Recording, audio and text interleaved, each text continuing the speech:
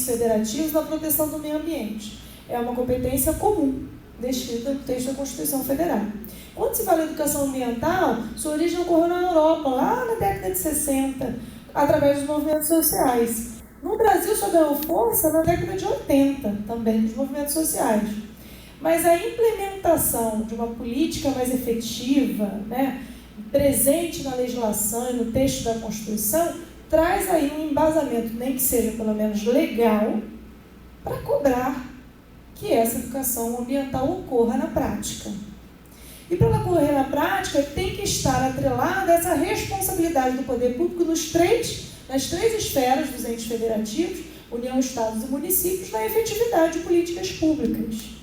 Então, o meio ambiente ele não pode deixar de ser encarado como algo necessário de ser protegido, porque ele tem que ser visto como um direito fundamental desse indivíduo, tem que ser garantido a todos, né? Tem lá no 225 do texto da Constituição, é garantido a todos essa proteção, esse direito que tem, por princípio, essa proteção intergeracional, essa proteção que vai estar voltada não apenas para a geração atual, mas para todas as gerações. Então, é claro que, em sendo um direito fundamental desse indivíduo, cabe sim ao Estado efetivá-lo. É obrigação do Estado a sua efetivação. E quais seriam os reais desafios, né? Vamos conversar aqui de cobrança em termos dessas políticas públicas. Efetivamente, será que o Estado tem feito seu papel de casa em implementar essas políticas públicas? Né? E por último, nós vamos discutir então uma proposta para essa educação ambiental. Pode passar. Está horrível a letra vermelha, mas tudo bem. Legislação infraconstitucional, nós temos. Temos uma lei, vejam só, somos dos poucos países no mundo que temos legislação regulando a própria educação ambiental. Não estou falando da Política Nacional do Meio Ambiente, não. Nós temos a 9795/99, que criou, então, a Política Nacional de Educação Ambiental. Vejam só, desde 99, determina, então, que todos têm direito à educação ambiental, sendo obrigatório ao poder público, então, instituir políticas públicas para sua efetividade. Isso está na lei. Não é conversa, está na lei. Mas a gente sempre conversa e faz a crítica, né? Não basta estar na lei. Porque às vezes a lei surge mais como um caráter pedagógico de se dizer que tem, do que um caráter de dar efetividade ao instrumento da qual está sendo criado. Então, legislação infraconstitucional nós temos, previsão constitucional nós temos no 225. Então, a dúvida aqui é como essa educação ambiental está sendo regulamentada. Pode passar. Bem, lá na lei 9795 tem a previsão dos princípios da educação. Me presta essa legislação aí, por favor, é o último livrinho. Ele cria como primeiro enfoque, primeiro princípio, o enfoque da questão humana. O ser humano tem que estar como ponto central na educação ambiental. É a partir dele e para ele que deve estar voltada a educação ambiental. Um segundo princípio é a concepção, então, desse meio ambiente em sua totalidade, deixando sempre claro que sempre vai existir e deve existir uma educação ambiental que defenda essa interdependência entre o meio ambiente natural, a questão socioeconômica, a questão cultural e que garanta a sustentabilidade. Então, vejam só, não dá para falar, não, temos uma nova era de industrialização, que gerou favelização, que gerou um crescimento desordenado, que criou um meio ambiente urbano caótico. Mas, efetivamente, se eu estou trabalhando na base da educação, é claro que eu não posso deixar de lado de que tudo isso é um caminho sem volta. E ninguém aqui não quer garantir desenvolvimento. O que nós queremos é garantir essa educação ambiental sempre atrelada a uma leitura de que esse meio ambiente está sempre interligado com seu caráter socioeconômico, cultural e que, na sua vertente, atinja a sustentabilidade. Um terceiro princípio seria o pluralismo de ideias. Veja só, Ninguém aqui, quando se fala em educação, várias são as vertentes ideológicas a serem atreladas. E ninguém sabe mais ou menos do que uma determinada vertente. Até para quê? Para que se atinja o público-alvo. E quem é o público-alvo? Todos nós. Então, para atingir esta totalidade de público, precisamos sim garantir um pluralismo de ideias. Através desse pluralismo, podemos sim atingir a efetividade dessa educação. Um próximo princípio é o princípio da vinculação entre a ética, a educação, o trabalho e as práticas sociais. Quando se fala em vinculação entre ética, educação, trabalho e práticas sociais, você passa aí por uma garantia de tentar vislumbrar que todas as esferas de meio ambiente estejam abarcadas aqui, sim, nessa educação. Nós temos quatro grandes esferas de meio ambiente. Meio ambiente do trabalho, na qual o sujeito lá no seu dia a dia passa a maior parte do tempo nesse ambiente e com regras específicas que garantam, por exemplo, evitar acidentes de trabalho. Temos um meio ambiente cultural, um patrimônio histórico-cultural. Temos um meio ambiente natural, físico, né? O ar, a água, o solo, não é isso? E temos um meio ambiente artificial, que são as cidades. Dentro dessa cidade, essas práticas sociais precisam ser levadas em conta. O que a sociedade pensa, para onde ela quer ir, tem que ser levado em conta na hora que se quer discutir educação ambiental. Um outro ponto seria a continuidade desse processo educativo, que ele seja, inclusive, permanente. Olha só, amigos, no decreto que regulamenta essa lei, prevê a execução, inclusive, de que em todas as esferas de ensino precisa ocorrer educação ambiental. Significa dizer que não basta lá a tia Maricotinha da educação infantil plantar feijão no algodão, falar que não pode descartar. Todo mundo plantou feijão no algodão, não é isso? Quem? Até eu plantei feijão no algodão. Garantir lá que não desperdice água. Meu filho, então, o projeto desse ano é água, né? Claro, o projeto de todas as escolas deve ser água. E aí ele toda hora falou, mamãe, fecha a torneira, não pode desperdiçar água, ele está treinado, de 3 anos. Né? Veja só, muito bonitinho, mas as práticas, na verdade, precisam ser de formas continuadas. Discutir apenas na educação infantil não vai garantir uma proteção ambiental lá no futuro do sujeito adulto. A prática tem que vir, inclusive, no âmbito da universidade. Essa discussão tem que ser efetiva. Por isso, a escolha do nosso painel ser como ponto de partida de discussão da legislação ambiental, ser a educação ambiental. Como é a base de tudo, precisamos primeiro discutir que educação é essa que praticamos, que educação que precisamos praticar e para onde queremos ir. Né? Temos também a articulação entre as questões locais, regionais, nacionais e globais. Nós não somos um todo de proteção legislativa sem ter canais interligados. Então, a ação promovida pela União não pode estar dissociada da ação promovida pelo município. Porque senão se gasta recursos e não se chega a lugar nenhum.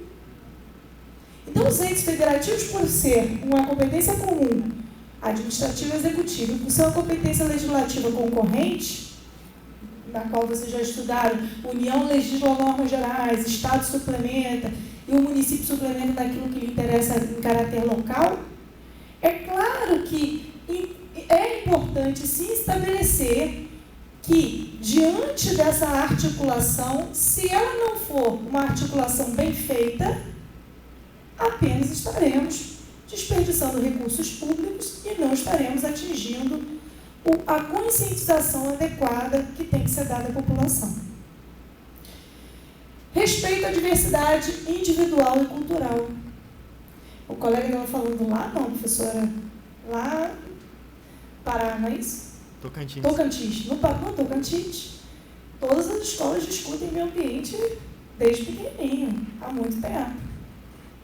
Eu não posso deixar de levar em consideração aspectos locais, eu não posso deixar de olhar para Macaé como é o nosso foco principal e não deixar de considerar a atividade principal econômica do petróleo.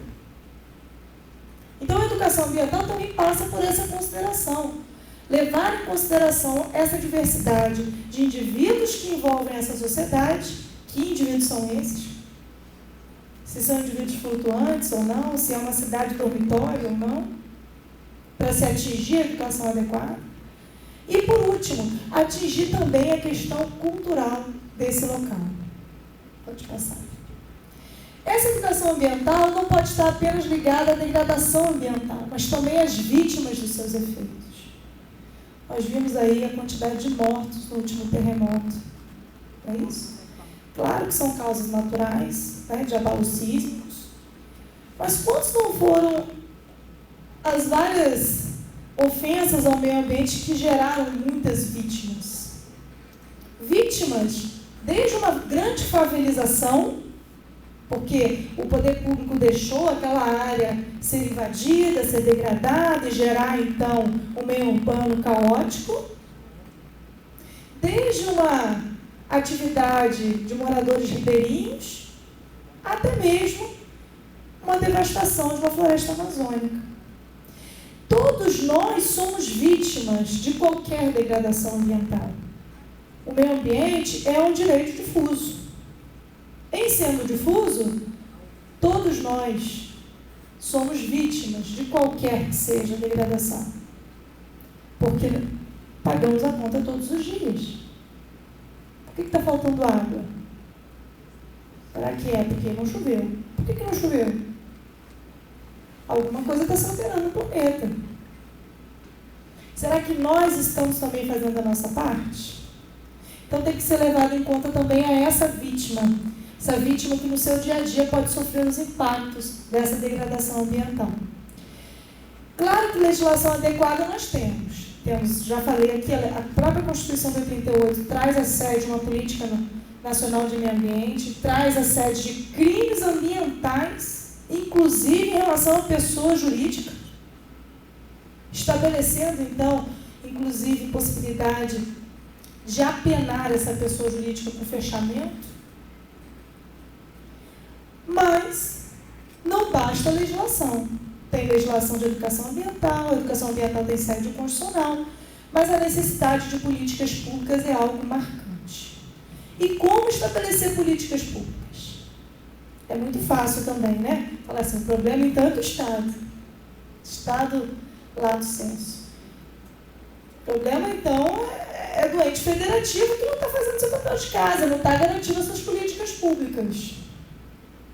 Mas como estabelecer políticas públicas adequadas? Né? Só abrindo um parênteses sobre as políticas públicas implementadas aqui pelo município de Macaé, eu vou trazer aí abre o documento do Word, por favor. Um documento que é importante, que ainda existe, e que é essa resolução 003, que dispõe sobre a regulamentação dos programas de educação ambiental exigidos no processo de licenciamento ambiental. Todo licenciamento ambiental no município de Macaé tem que trazer com uma contrapartida um projeto de educação ambiental. O que eu queria, na verdade, questionar ao secretário de Meio Ambiente é se realmente isso vem sendo implementado na prática e como é feita essa fiscalização. Porque hoje, os grandes exemplos que nós temos aí em vários municípios é a falta de fiscalização adequada para cobrar aquilo que mais uma legislação impõe. Então, mais uma vez, temos Constituição Federal, temos lei, temos resoluções municipais, mas na ponta, a cobrança dessa política pública tem que ser uma cobrança tanto interna do poder público, claro, quanto da sociedade. Será que vem sendo feito? Não sei. Confesso que não sei. Queria muito saber. Vocês que moram aqui em Macaé, queria muito saber. Pode passar. Volta lá para a apresentação. que se é responsabilidade de todos, inclusive do Estado, inclui na nossa responsabilidade a cobrança do Estado na implementação dessas políticas públicas. Quem aqui participa cotidianamente das audiências públicas? Poucos. Normalmente, minoria. Está se discutindo, por exemplo, revisão de plano diretor. Caramba, a escolha de onde vai se colocar parque industrial, aonde vai se permitir maior edificação ou não, arruamento. E eu não estou participando. Será onde está a minha base de conscientização ambiental que me estabelece a não prática, né, da cidadania ativa? Aonde está a minha cidadania? Eu sempre delego para o outro, para o Estado, a minha responsabilidade. Mas essa responsabilidade é de todos. Pode passar. O decreto 4281 de 2002 é o decreto que regulamenta a lei da Política Nacional de Educação Ambiental e diz, então, que deve ser implementada em todos os níveis e modalidades de ensino, recomendando-se como referência os parâmetros e as diretrizes curriculares nacionais, observando-se, então, a integração da educação ambiental às disciplinas de modo transversal, contínuo e permanente. Quando ele fala em todos os níveis, se fala inclusive de garantia de que no nível superior, nas universidades, tenham, nem que seja em caráter transversal, o debate sobre a educação ambiental. Por quê? Porque, como disse a própria lei, tem que ser algo contínuo, tem que ser algo permanente. O debate e a conscientização deve ser cotidiana, deve ser contínua. Pode passar. Só para começar nosso painel de discussão, toda vez que se fala em educação, se fala em educar um objetivo. E aí, quando se vê essa frase, educar para pensar globalmente, é tocar, na verdade, no cerne da questão. É pensar que, quando eu sou educado em questões ambientais, eu estou sendo educado para proteger a minha coletividade, o meu futuro. Eu estou sendo educado para garantir uma sadia qualidade de vida para as presentes e futuras gerações. Eu estou sendo educado para não pensar apenas na minha vidinha, mas na vida também do outro, na vida totalmente ampliada, que seria a vida do planeta. Então, eu queria primeiro abrir como discussão o que falta para a educação ambiental ser realmente efetivada. O que vocês acham? Vamos abrir a discussão.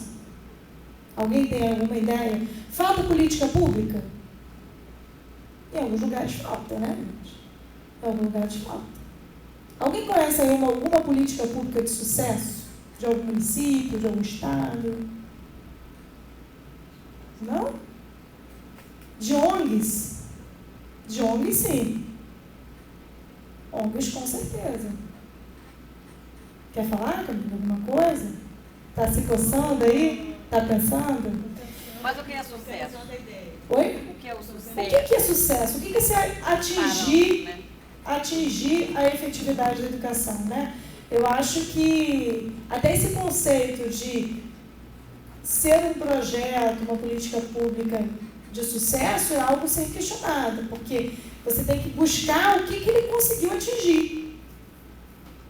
O que ele conseguiu atingir? Eu acho que eu já participei de um de sucesso, então. Porque quando eu morava em Vitória, eu era ensino médio e eu participava de uma ONG que era conscientização. Nós íamos em comunidades e passávamos de porta em porta. Nós pegávamos um bairro, um grupo, nós íamos lá, e íamos em rua, porta em porta, e ensinávamos, né, o horário que passava o lixo, como separar o lixo, e nós colávamos um selo nessa porta que a gente já passou lá. E a gente foi ensinando, e depois também trabalhamos com a parte dos garis, que a gente falou, a partir desse dia nós passamos educando. Vocês também notem a diferença que aconteceu. Aí a gente fez um relatório, acho que foi em 6 meses ou 8 meses.